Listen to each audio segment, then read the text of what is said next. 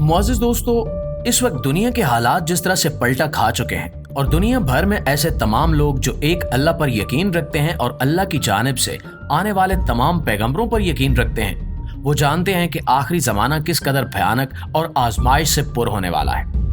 ऐसे तमाम लोगों को ही दुनिया के अंजाम और अपनी आखिरत की फिक्र हो रही है। दुनिया में कुफर और शैतान ने मिलकर अल्लाह रब्बुल इज़्ज़त के नाम लेवाओं को सफ़े हस्ती से मिटाने का काम शुरू कर दिया है और ये काम अब तेजी से अपने अंजाम की तरफ बढ़ रहा है। इसकी शुरुआत फ़लस्तीन से की जा रही है और इस सब के साथ साथ रूस में एक ऐसी हैरत अंगेज दरियाफ्त हुई है कि जिसने अफवाहों का बाजार गर्म कर दिया है।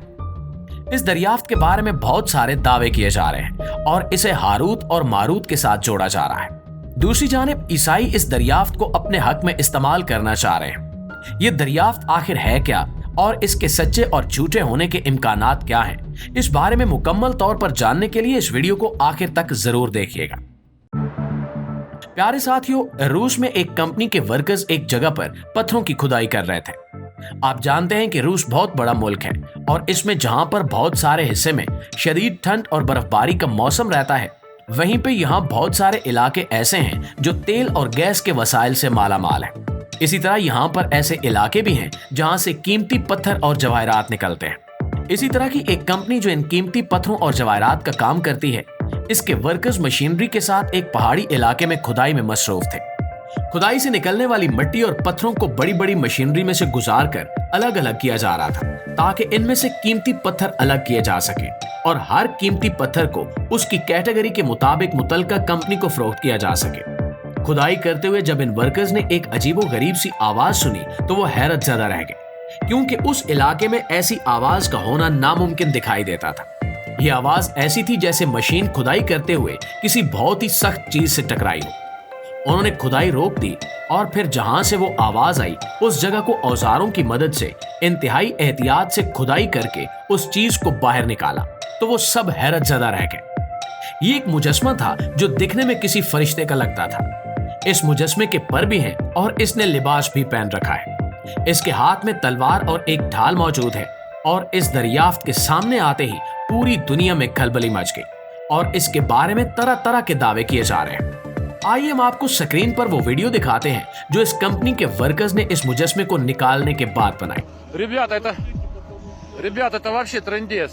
Какие эмоции. Андрей, Денис, сними меня.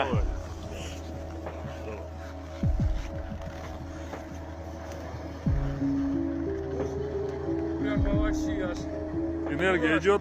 प्यारे साथियों, आप देख सकते हैं कि ये मुजस्मा इंतहाई हैरत अंगेज है और खुदाई के दौरान मशीन की ज़रबों और इसके आसपास से इसके ऊपर पत्थर गिरने के बावजूद ये ऐसे लग रहा है जैसे इसको किसी तरह का कोई नुकसान ना पहुंचा हो, जैसे ये किसी नरम मिट्टी में दफन हुआ हो और इसे बड़ी एहतियात से बाहर निकाल लिया गया हो।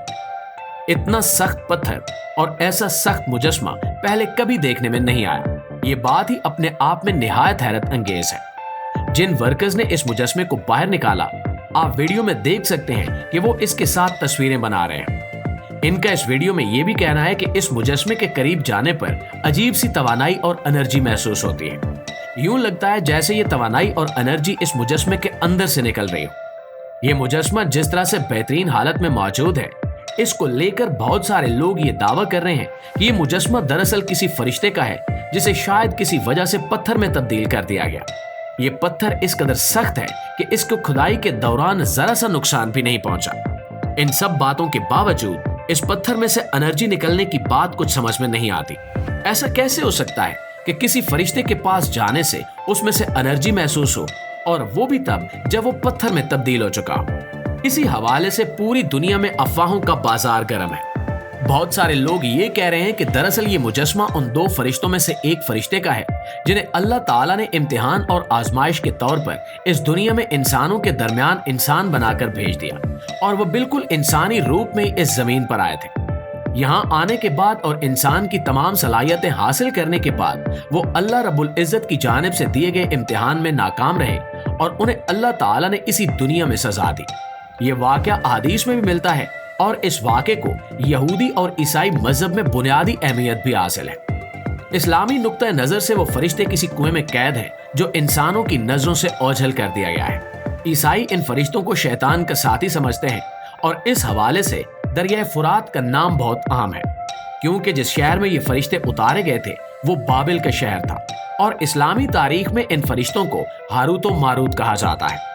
البتہ اس سب میں حیرت کی بات یہ ہے کہ اگر یہ انہی فرشتوں میں سے کوئی ایک فرشتہ ہے تو پھر یہ اتنی دور روس کے علاقے میں کیسے پہنچا؟ دوسری شک کی وجہ یہ ہے کہ وہ فرشتے مکمل طور پر انسانی صورت میں اور انسانی صلاحیتوں کے ساتھ اس زمین پر اتارے گئے تھے اور انہیں قیامت تک اسی روپ میں رہنا تھا، جبکہ اس مجسمے کے پر بھی موجود ہیں اور اس کا لباس بھی فلموں میں دکھائے جانے والے فرشتوں کے لباس کی طرح دکھایا جا رہا ہے، اور اس کے ہاتھ میں تلوار اور ڈھال بھی موجود ہے۔ اگر یہ مان بھی لیا جائے کہ یہ کسی عذاب یا سزا کے نتیجے میں پتھر میں تبدیل ہوا، تب بھی یہ بات سمجھ سے بالاتر ہے کہ اس کے کپڑے اور اس کے پاس موجود تلوار اور ڈھال کس طرح پتھر میں تبدیل ہو گئی۔ یہ تمام شبہات اس بات کی طرف اشارہ کر رہے ہیں کہ یہ مجسمہ دراصل اصلی مجسمہ نہیں بلکہ یہ انسانی کاریگری کا ایک نمونہ ہے، اور اس کی دریافت کی جو سٹوری سنائی جا رہی ہے وہ بھی جھوٹی ہے۔ اگر اس ساری سٹوری کو سچ بھی مان لیا جائے تب بھی اس ویڈیو میں دکھائے گئے دعوے کے مطابق اس مجسمے کو کسی نہ کسی طرح نقصان ضرور پہنچنا چاہیے تھا۔ جیسا کہ ہم نے پہلے آپ کو ان شکوک و شبہات کی لسٹ بتائی جس کی روشنی میں ہم اس بات کا اندازہ کر سکتے ہیں کہ یہ کہانی سچی ہے یا جھوٹی۔ پھر بھی اس حوالے سے دریائے فرات کا نام درمیان میں آنا بہت زیادہ اہمیت رکھتا ہے۔ ہم جانتے ہیں کہ دریائے فرات کے کنارے آباد تہذیبوں میں بابل اور نینوا سمیت بہت ساری تہذیبیں ہیں جو تاریخ میں موجود رہی ہیں۔ وہ سب بہت اہم ہیں کیونکہ اس علاقے میں اللہ تعالیٰ نے بے شمار پیغمبروں کو مابعوث فرمایا۔ اس کے ساتھ ساتھ یہ بات بھی نہایت اہم ہے کہ دریائے فرات قیامت کی نشانیوں میں سے ایک نشانی ہے۔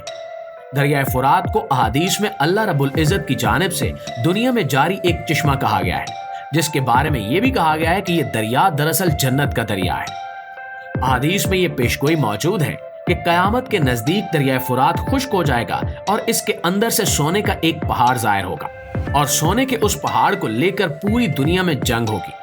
اس جنگ و جدل اور سونے کے پہاڑ کے اوپر قبضے کی لڑائی سے نبی کریم صلی اللہ علیہ وآلہ وسلم نے سختی سے دور رہنے کا حکم دیا ہے اور کہا ہے کہ اس لڑائی میں حصہ لینے والا ہر شخص جہنمی ہوگا۔ اس مجسمے کے حوالے سے دریائے فرات کا نام اس لیے سامنے آیا کہ یہ مجسمہ جن فرشتوں کے ساتھ جوڑا جا رہا ہے وہ فرشتے دریائے فرات کے کنارے ہی آباد شہر بابل میں نازل کیے گئے تھے، اور اس شہر پر اللہ تعالیٰ کا عذاب نازل ہوا تھا، اور آج بھی اس کے کھنڈرات عبرت کا نشان بن کر محفوظ اور موجود ہیں۔ پیارے دوستو، یہ مجسمہ اب حکومتی اداروں نے اپنی تحویل میں لے لیا ہے اور اس پر مزید تحقیقات جاری ہیں۔ البتہ ہم نے جن چیزوں کا تذکرہ کیا ہے ان کی روشنی میں دیکھا جائے تو یہ صرف ایک کہانی لگتی ہے جو لوگوں کی توجہ حاصل کرنے اور پیسے کمانے کے لیے گھڑی گئی ہے۔ جیسا کہ ہم نے آپ کو بتایا کہ اگر اس کو فرشتہ مان بھی لیا جائے تب بھی یہ بات سمجھ سے بالاتر ہے، کیونکہ ان فرشتوں کو اللہ تعالیٰ نے دنیا میں انسانی روپ میں بھیجا تھا، اور ان کے اوپر یہ شرط بھی عائد کی گئی تھی کہ وہ قیامت تک اسی حالت میں رہیں گے۔ اللہ سے دعا ہے کہ وہ ہمارے ایمان کی حفاظت فرمائے اور ہمیں ایسے منصوبوں اور شیطانی جالوں سے بچائے جو ہمارے ایمان کو کمزور کرے اور ہمیں سیدھی راہ سے ہٹا کر شیطان کی جانب بھٹکا دے۔ آمین ثم آمین۔